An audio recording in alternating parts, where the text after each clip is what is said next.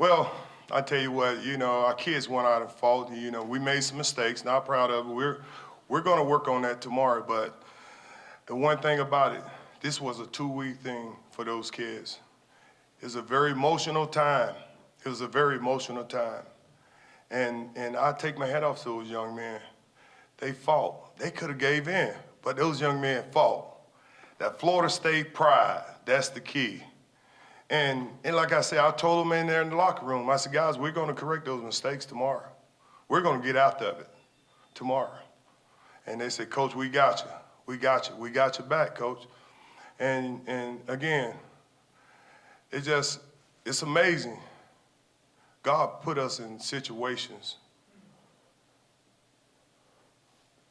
to help young men. We as college coaches must understand why we're doing this job. And I just want to thank my mother for instilling that into me. And I don't think I could have been able to do it if my mother didn't instill things like that into me. That's a statement I'd like to make to the college coaches. We must instill a work ethic in these young men.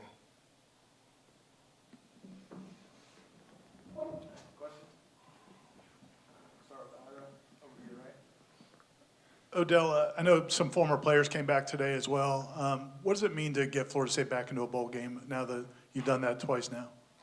Well, it means the world, because sometimes you selfishly you think about yourself. But when these young men come to Florida State, they sign on the dotted line. They expect that. That's the expectation of Florida State University, to be in the top 5 every year and win national championships. We didn't make it. We won't be in a New Year's Day bowl, but we're going bowling. That's something we can build on as a university, and we are going to build on it.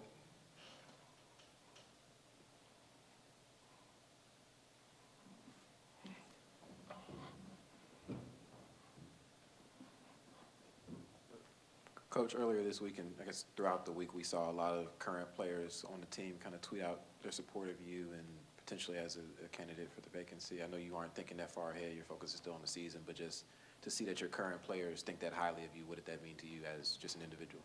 That's great they think that way. Well, I'm going to say it again. My main concern, it's not about Odell. It's about mentoring these young men and coaching them to a successful season. That's what it's about. I don't want no attention on me. I want all the attention on them, positive attention.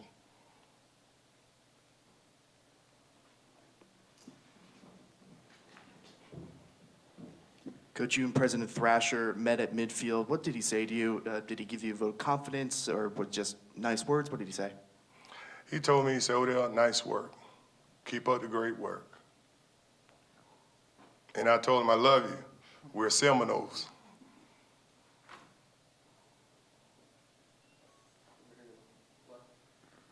Odell, I know you don't want the focus on you, but the fans were chanting your name at the end of the game. What was that like?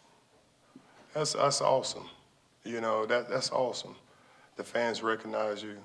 That's awesome. That's that pride. And as I said before, we are a family at Florida State. I'll say that to the day I die. We are a family.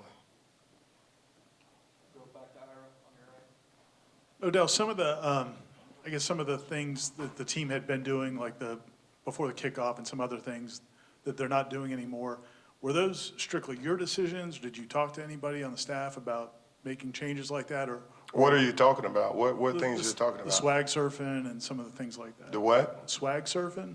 What is swag surfing? I don't know what that is. Before kickoffs earlier this season, they were swaying with music on the big screen. Well, I told our kids, you must earn certain things at Florida State University. I'm not going to give it to you as a head coach. I say, we need to understand that. You must earn certain things. That's exactly what I told them.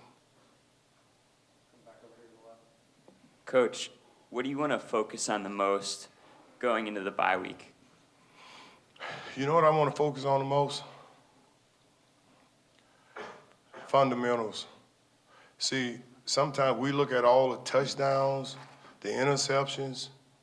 How do you get those touchdown interceptions? By being fundamentally sound. Think about this, we're fundamentally sound, we'll get more. And we're gonna get out there of it this week. We're gonna practice hard. And we're gonna be fundamentally sound when we go into that game.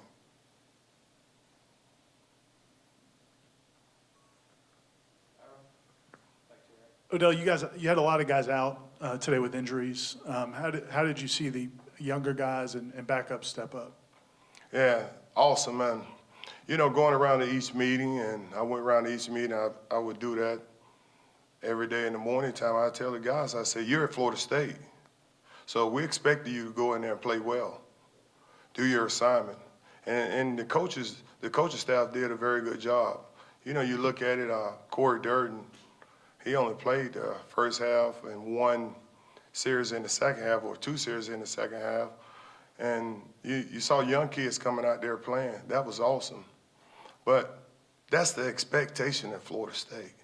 When you step on that field, you're a starter.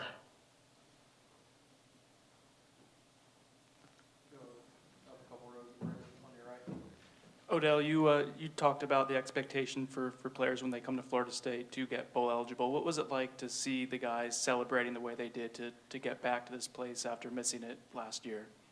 That was awesome. Think about it. Florida State, how many years in a row went to bowls? 36 years. If 1 year we don't go, that's the expectation at Florida State. In the top 5 and winning national championships. Nothing less. Odell, how cool was it, Hamsa's interception return? That's a lot of effort by a kid that has really been kind of making plays all season for you guys.